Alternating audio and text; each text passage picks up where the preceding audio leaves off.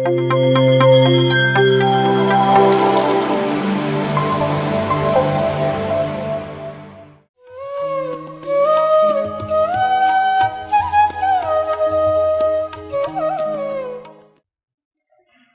ನನ್ನ ಆತ್ಮೀಯ ನಮಸ್ಕಾರಗಳು.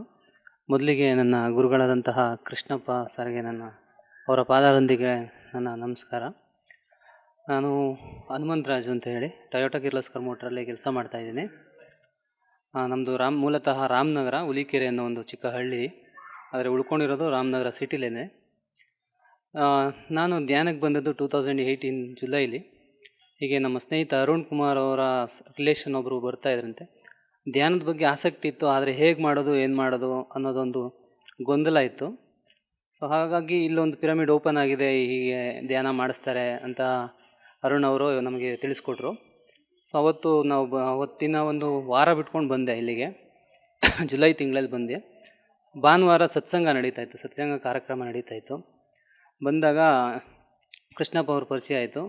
ಅವ್ರು ತುಂಬ ಆತ್ಮೀಯವಾಗಿ ಹಾಗೂ ಪ್ರೀತಿಯಿಂದ ನಮ್ಮನ್ನ ಸ್ವಾಗತ ಮಾಡಿಕೊಂಡು ಧ್ಯಾನದ ಬಗ್ಗೆ ಹೇಳಿದ್ರು, ಹೀಗೆ ಮಾಡಬೇಕು, ಈ ರೀತಿ ಮಾಡಬೇಕು ಅಂಥೇಳಿ. ಆವಾಗ ನನಗೂ ಏನೋ ಒಂದು ಇಂಟ್ರೆಸ್ಟ್ ಇದ್ದರೂ ಕೂಡ ಇಷ್ಟರಲ್ಲೇ ಉಸಿರಾಟದ ಮೇಲೆ ಗಮನ ಇಟ್ಕೊಂಡು ಮಾಡಬೇಕು ಅನ್ನೋದೊಂದು ಹೇಳಿದ್ರಲ್ಲ. ಬಟ್ ಆವಾಗಲೇ ನನಗೆ ಪ್ರಾಬ್ಲಮ್ಸು, ಆರೋಗ್ಯದ ತುಂಬ ಪ್ರಾಬ್ಲಮ್ ಇತ್ತು. ಆ್ಯಂಗ್ಸಿಟಿ ಪ್ರಾಬ್ಲಮ್ಮು, ಡಿಪ್ರೆಷನ್ ಜಾಸ್ತಿ ಇತ್ತು, ಮತ್ತು ತುಂಬ ಕ್ವಶನ್ ಮಾಡೋವಂಥ ಗುಣ ಜಾಸ್ತಿ ಇತ್ತು. ಸಡನ್ನಾಗಿ ಒಪ್ಕೊಳ್ಳೋ ಅಂತಹ ಗುಣ ಇರಲಿಲ್ಲ. ಮತ್ತು ನೆಗೆಟಿವ್ ಥಾಟ್ಸ್ಗಳು ತುಂಬ ಬರ್ತಿದ್ದವು. ಸೊ ಹಾಗಾಗಿ ನಾನು ಅವಾಗ ಅಷ್ಟೊಂದು ಸೀರಿಯಸ್ಸಾಗಿ ತೊಗೊಂಡಿಲ್ಲ. ಇಲ್ಲ ಇದೆ ಎಲ್ಲರೂ ಹೇಳ್ದಂಗೆ ಇವರು ಹೇಳ್ತಿದ್ದಾರೆ ಅಂತ. ಸೊ ಇರಲಿ, ಒಂದು ಸತಿ ಪ್ರಯತ್ನ ಮಾಡೋಣ ಅಂಥೇಳಿ ಮಾಡಿದೆ. ಫಸ್ಟೆಲ್ಲ ಒಂದು 2 ಮಿನಿಟ್ಸ್ ನಾನೇ ಮೆಡಿಟೇಷನ್ ಮಾಡಬೇಕು ಅಂತ ಪ್ರಯತ್ನ ಮಾಡಿದ್ರು ಕೂಡ 2 ಮಿನಿಟ್ಸ್ ಕೂತ್ಕೊಳ್ಳೋಕೆ ಆಗ್ತಿರ್ಲಿಲ್ಲ. ಕೃಷ್ಣಪ್ಪ ಅವರ ಮಾರ್ಗದರ್ಶನದ ಮೇರೆಗೆ ನಾನು ಫಸ್ಟು ಒಂದು 5 ಮಿನಿಟ್ಸು 10 ಮಿನಿಟ್ಸು ಆ ರೀತಿ ಧ್ಯಾನ ಮಾಡ್ತಾ ಬಂದೆ. ಧ್ಯಾನ ಮಾಡ್ತಾ ನನಗೆ ಪಾಸಿಟಿವ್ ರಿಸಲ್ಟ್ ತುಂಬಾ ಚೆನ್ನಾಗಿ ಗೊತ್ತಾಯಿತು. ಹೆಲ್ತ್ ವಿಷಯದಲ್ಲಿ ಮತ್ತು ಮಾನಸಿಕವಾಗಿ ತುಂಬಾ ಸದೃಢ ಆಗ್ತಾ ಹೋದೆ. ಹೆಲ್ತ್ ವಿಷಯದಲ್ಲಿ ಏನಪ್ಪ ಅಂದರೆ, ಮಾನಸಿಕವಾಗಿ ತುಂಬ ಗೊಂದಲಗೊಳ್ತಿದ್ದೆ.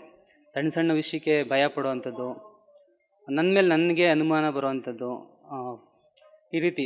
ಮತ್ತು ಬೇರೆಯವರು ಏನೋ ಒಂದು ನಡೀತಾ ಇದೆ ಘಟನೆ ಅಂದರೆ ಇದು ನನ್ನಿಂದನೇ ಆಗ್ತಿದೆಯೇನೋ ಅನ್ನೋ ಒಂದು ಫೀಲಿಂಗ್ಸು, ಗಿಲ್ಟಿ ಫೀಲ್ ಯಾವಾಗೂ ಕಾಡ್ತಿರ್ತಿತ್ತು. ಯಾವಾಗೂ ನೆಗೆಟಿವ್ ಥಾಟ್ಸೇ ಮೈಂಡಲ್ಲಿ ಓಡ್ತಿತ್ತು. ಸೊ ಈ ರೀತಿ ತುಂಬ ಹಿಂಸೆ, ಮಾನಸಿಕವಾಗಿ ಹಿಂಸೆ ಅಂದರೆ ಹಿಂಸೆ, ತುಂಬ ಹಿಂಸೆ ಅನುಭವಿಸ್ತಿದೆ. ಪ್ರತಿದಿನವೂ ಎಷ್ಟು ಸ್ವರ್ಗ ಇದ್ದಂಗೆ ಇದ್ದಿದ್ರು ಅದನ್ನು ನರಕದ ರೀತಿ ತೊಗೊಳ್ತಿದ್ದೆ ನನ್ನ ಫೀಲಿಂಗ್ಸು.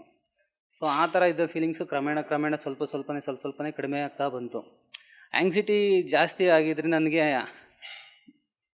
ಆ್ಯಂಗ್ಸಿಟಿ ಪ್ರಾಬ್ಲಮ್ ಜಾಸ್ತಿ ಆಗಿದ್ದರಿಂದ ನನಗೆ ಸ್ವಲ್ಪ ಮೋಷನ್ ಪ್ರಾಬ್ಲಮ್ಮು, ಈ ರೀತಿ ಎಲ್ಲ ತುಂಬ ಪ್ರಾಬ್ಲಮ್ ಇತ್ತು. ತಲೆ ಸುತ್ತೋದು ಈ ರೀತಿ ಆಗ್ತಿತ್ತು. ನಮ್ಮದು ಶಿಫ್ಟ್ ವರ್ಕು, ನಿದ್ದೆ ತುಂಬ, ಯಾವಾಗಲೂ ಮೂಡಿ ಯಾವಾಗಲೂ ಮಲ್ಕೋಬೇಕು, ಮನೆಯಿಂದ ಈಚೆ ಬರ್ತಿರಲಿಲ್ಲ, ಒಂಥರ ಮಲ್ಕೊಳ್ಳೋದೆ ಕೆಲಸ, ಇನ್ನೇನಿಲ್ಲ. ಕೆಲಸದಿಂದ ಬಂದ ಮನೇಲಿ ಮಲ್ಕೊಳ್ಳೋದು ಅಷ್ಟೇ ಕೆಲಸ ಮಾಡ್ತಿದ್ದೆ.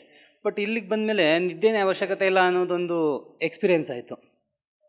1 ಅವರ್ ಮೆಡಿಟೇಷನ್ ಮಾಡ್ಕೊಂಡೋದ್ರೆ ಮನೆಗೆ ಹೋದರೆ ಮಲ್ಕೋಬೇಕು ಅನಿಸ್ತಿರಲಿಲ್ಲ. ಮನೇಲಿ ಮಿಸ್ಸಸ್ ಯಾವಾಗ ಹೇಳ್ತಿದ್ರೆ ಏನು ಯಾವಾಗ ಮಲ್ಕೋತೀರಾ ಅಂತ. ಬಟ್ ಧ್ಯಾನಕ್ಕೆ ಬಂದಮೇಲೆ ಮಲ್ಗೋದೇ ಕಡಿಮೆ ಆಗಿದೆ. ಯಾವಾಗಲೂ ಚಟುವಟಿಕೆಯಿಂದ ಇರ್ತೀನಿ, ಈ ರೀತಿ ಎಲ್ಲ ಇರ್ತೀನಿ. ಆ್ಯಂಗ್ಸಿಟಿ ಅನ್ನೋದು ನಾನು ಸುಮಾರು ನಿಮಾನ್ಸ್ಗೂ ಕೂಡ ಹೋಗಿ ಟ್ರೀಟ್ಮೆಂಟ್ ತೊಗೊಂಡು ಅವ್ರ ಹತ್ರ ಎಲ್ಲ ಟ್ಯಾಬ್ಲೆಟ್ಸ್ ಎಲ್ಲ ತೊಗೊಂಡಿದ್ದೆ.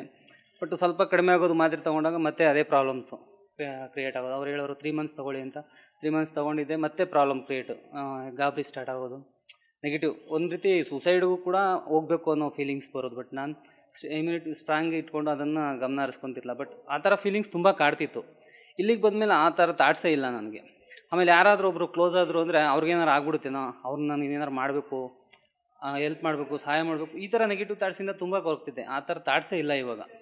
ತುಂಬ ಚೆನ್ನಾಗಿದೆ. ಮತ್ತು ನಾನು ಇವಾಗ ಫಸ್ಟು 10 ಮಿನಿಟ್ಸ್ ಕೂತ್ಕೋತಿದ್ದೆ, 1 ಅವರ್ 2 ಅವರ್ಸ್ 3 ಅವರ್ಸ್ ಎಲ್ಲ ಕೂರ್ತೀನಿ. ಮತ್ತು ಇನ್ನೂ ಏನಪ್ಪ ಮೇಜರ್ ಪ್ರಾಬ್ಲಮ್ ಅಂದರೆ, ತುಂಬ ಬ್ಯಾಕ್ ಪೇನ್ ಇತ್ತು. ಬ್ಯಾಕ್ ಪೇನು ಕೂಡ ನನಗೆ ಹೋಗಿದೆ ಕ್ರಮೇಣ. ಮೆಡಿಟೇಷನ್ ಮಾಡ್ತಾ ಮೈಂಡು ತುಂಬ ಸ್ಟ್ರೆಸ್ಫುಲ್ಲಾಗಿರ್ತಿತ್ತು. ಇವಾಗ ಫುಲ್ ಕೂಲಾಗಿರ್ತೀನಿ. ನಮ್ಮ ಕಂಪ್ನೀಲಿ ನಾನು ಕೆಲಸ ಮಾಡೋ ಜಾಗದಲ್ಲಿ ಯಾರಾದರೂ ಏನಾರು ಹೇಳಿದ್ರೆ, ಅಥವಾ ಯಾರಾದರೂ ಏನಾರು ಮಾತಾಡ್ತಿದ್ರೆ ನನ್ನ ನೋಡಿಕೊಂಡೇ ಮಾತಾಡ್ತಿದ್ದೀರೇನೋ, ನನ್ನ ಮೇಲೆ ಏನು ಮಾಡ್ಕೊಂಡು ಮಾತಾಡ್ತಿದ್ದೀರೋ ಅಂತ ಸುಮ್ಮನೆ ತಾಡ್ಸ್ಕೊಳ್ಳು, ಆ ರೀತಿಯೆಲ್ಲ ಪ್ರಾಬ್ಲಮ್ಸ್ಗಳು ಫೇಸ್ ಮಾಡ್ತಿದ್ದೆ. ಬಟ್ ಇವಾಗ ಆ ಥರ ಏನಿಲ್ಲ, ಎಲ್ಲನೂ ಕೂಲಾಗಿ ತೊಗೊಳ್ತೀನಿ. ನನಗೆ ಒಂದು ರೀತಿ ಆಶ್ಚರ್ಯ ಆಗುತ್ತೆ. ಬಟ್ ಇದು ಒಂದು ರೀತಿ ಸಾಧ್ಯ. ನನಗೆ ಆಧ್ಯಾತ್ಮಿಕವಾಗಿ ಮೊದಲೇ ಗೊತ್ತಿದ್ರು ಕೂಡ ನಾನು ಮಾಡ್ತಿರಲಿಲ್ಲ. ಹೇಗಿದೆಯೋ ಏನೋ ಅನ್ನೋದು ಗೊತ್ತಿರಲಿಲ್ಲ. ಇದು ಇಷ್ಟು ಸಿಂಪಲ್. ನಮ್ಮ ಉಸಿರು ನಾವು ಗಮನಿಸೋದ್ರಿಂದ ಇಷ್ಟೆಲ್ಲ ಬದಲಾವಣೆ ಆಗುತ್ತೆ ಅಂತ ಇಲ್ಲಿಗೆ ಬಂದಮೇಲೆ ಗೊತ್ತಾಯಿತು. ಅದಾದಮೇಲೆ ನಾವು ಒಂದು ಸತಿ ನಮ್ಮ ಪತ್ರಿಜಿಯವ್ರನ್ನ ಭೇಟಿ ಮಾಡುವಂತಹ ಸನ್ನಿವೇಶ ಅದು ಬಂತು. ಅವ್ರನ್ನ ಭೇಟಿ ಮಾಡಾದ್ಮೇಲೆ ನಮಗೇನೋ ಇನ್ನೂ ಒಂದು ರೀತಿ ಪಾಸಿಟಿವ್ ವೈಬ್ರೇಷನ್ನು. ನಮ್ಮ ಕೃಷ್ಣಪ್ಪ ಗುರುಜಿಯವ್ರಿಗೆ ನಾವು ಎಷ್ಟು ಧನ್ಯವಾದ ಹೇಳಿದ್ರು ನಮ್ಮದು ಕಡಿಮೆನೇ. ಅವರಿಂದ ನಾವು ಪತ್ರಿಜಿಯವ್ರನ್ನ ಭೇಟಿ ಮಾಡಿದೆ.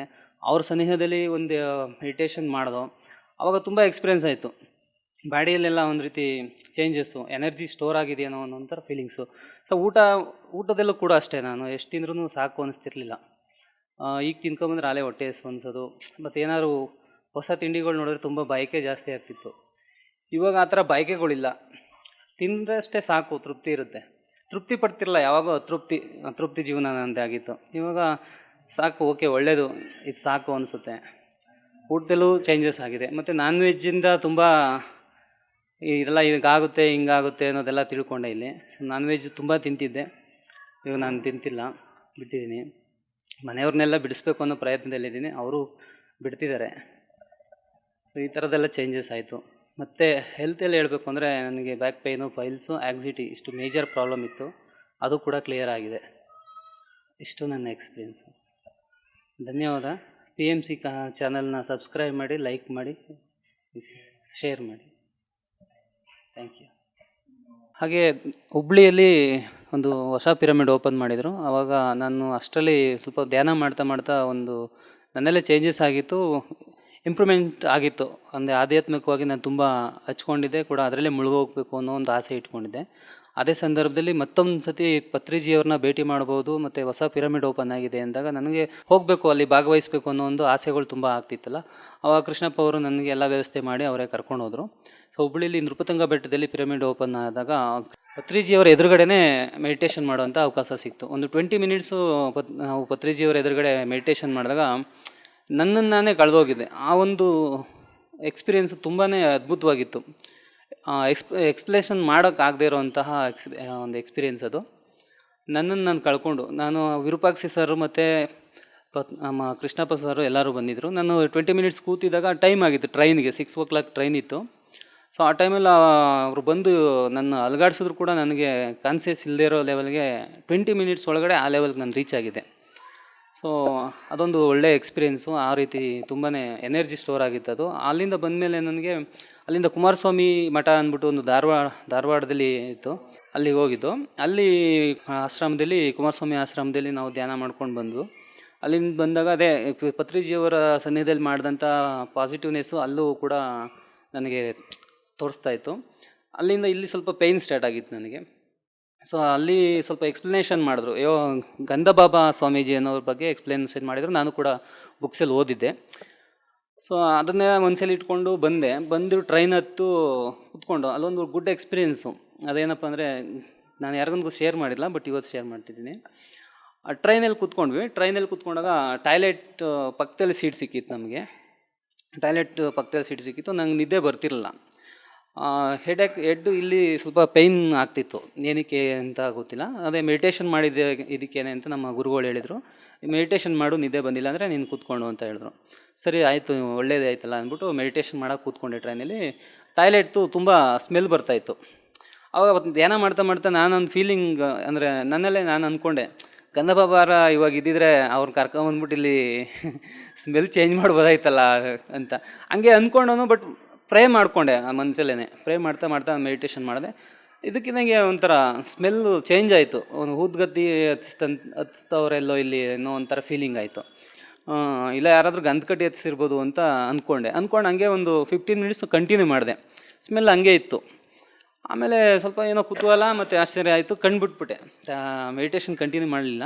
ಕಣ್ಬಿಟ್ಟಾಗ ಸುತ್ತ ನೋಡಿದೆ, ಎಲ್ಲೂ ಗಂಧದ ಕಡ್ಡಿ ಹಚ್ಚಿರಲಿಲ್ಲ. ಮತ್ತು ಕೃಷ್ಣಪ್ಪ ಅವ್ರನ್ನೂ ಕೇಳಿದೆ ನಾನು, ಏನಾದರೂ ಗಂಧದ ಕಡ್ಡಿ ಹಚ್ಚಿದ್ರೆ ಧೂಪ ಏನಾರ? ಇಲ್ಲ, ಆ ಥರ ಏನಿಲ್ಲ ಅಂತ. ಬಟ್ ಅದು ಇವಾಗಲೂ ಕೂಡ ಯೋಚನೆ ಮಾಡ್ತಿದ್ದೀನಪ್ಪ, ಇದು ಬದಲಾವಣೆ ಅಂತ. ಅದೊಂದು ಗುಡ್ ಎಕ್ಸ್ಪೀರಿಯೆನ್ಸ್ ಆಗಿತ್ತು.